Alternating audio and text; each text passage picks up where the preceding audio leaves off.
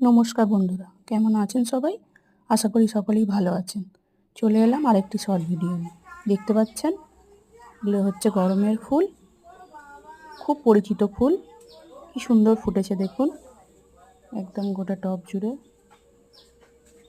এই যে হলুদ, কত রঙের হলুদ, তারপরে হচ্ছে কমলা, এটাতে পুরোটাই কমলা দেখুন।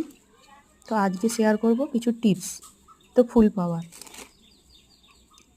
তো এই গাছগুলো আমার পুরনোই। আমি ফেব্রুয়ারি মার্চ মাসে আমি মাটিটা বদলে দিয়েছিলাম। তো গোবর সার না থাকলে ভার্মি কম্পোস্ট আর এমনি বাগানের মাটি দিয়ে গাছের কাটিংগুলো লাগিয়েছিলাম, আর রোদে রেখেছি। প্রত্যেকটা ডালে ডালে কুঁড়ি চলে এসছে। আপনারাও করতে পারেন।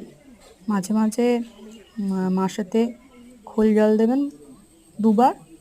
আর যখন ওই কলা খাওয়া হয়, পেঁয়াজের খোসা জমে যায়, যখন যেমন ইচ্ছা হয় কলার খোসা ভেজানো জল আর পেঁয়াজের খোসা ভেজানো জল মাঝে মাঝে দিই, ব্যাস এইটুকুই পরিচর্যা।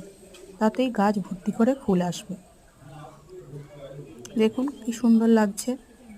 এটা তো নিচেতে আছে, বারান্দাতেও আমার একটা বসানো আছে, সেখানেও অনেক ফুল এসেছে।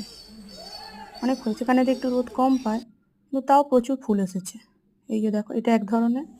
এই যে আমার বারান্দায় রাখা, এটা হচ্ছে দইয়ের হাঁড়ির মধ্যে রাখা, দইয়ের হাঁড়ির মধ্যে করা। দেখো কি সুন্দর লাগছে, সবগুলো কালার একসঙ্গে ফুটে আছে, অপূর্ব লাগছে। খুব বেশি পরিচর্যার দরকার হয় না।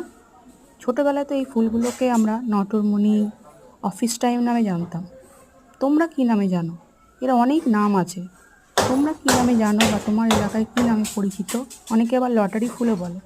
একটু কমেন্ট করে জানিও যে তোমরা কী নামে জানো। দেখো কি সুন্দর লাগছে। ক্ষণিকের অতিথি বটে, কিন্তু যতক্ষণ ফুটে থাকে মন ভালো করে দেয়। দেখো।